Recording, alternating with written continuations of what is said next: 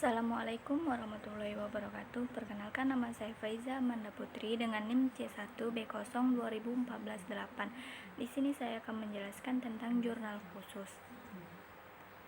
Jurnal khusus adalah buku jurnal yang digunakan hanya untuk mencatat satu jenis transaksi saja. Jurnal khusus pada perusahaan dagang dibagi menjadi 4, yaitu yang pertama, jurnal khusus pembelian. Yang kedua, jurnal khusus penerimaan khas. Yang ketiga, jurnal khusus penjualan. Yang keempat, jurnal khusus pengeluaran khas. Aktivitas perusahaan dagang yang tidak dapat ditampung dan dicatat pada keempat jurnal khusus tersebut akan dicatat di jurnal umum. Adapun fungsi dari jurnal khusus diantaranya: yang pertama, meringankan pekerjaan karena mudah ketika diposting ke buku besar. Yang kedua, memungkinkan dilakukannya pembagian kerja. Yang ketiga, menghemat biaya dan tenaga. Yang keempat, pengendalian internal bisa dilakukan dengan baik. Yang pertama, jurnal khusus pembelian. Jurnal khusus pembelian adalah buku jurnal yang hanya digunakan untuk mencatat transaksi secara kredit. Pemakaian jurnal ini bertujuan untuk menyederhanakan pencatatan dalam jurnal dan memudahkan posting atau pembukuan ke dalam rekening-rekening buku besar.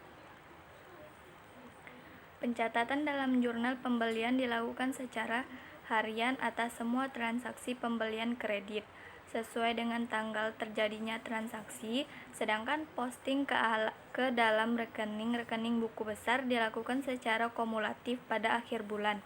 Perusahaan dapat menyediakan jurnal pembelian untuk mencatat pembelian barang dagangan secara kredit saja. Ada pula menyediakan jurnal pembelian untuk mencatat semua pembelian kredit baik untuk barang dagang maupun yang lain-lainnya. Yang kedua, jurnal khusus penerimaan khas.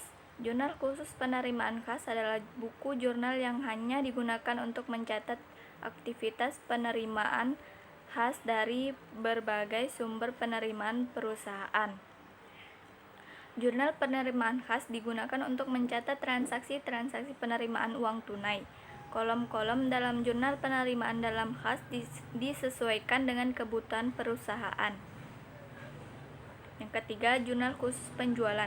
Jurnal khusus penjualan adalah buku jurnal yang hanya digunakan untuk mencatat transaksi penjualan pokok perusahaan secara kredit.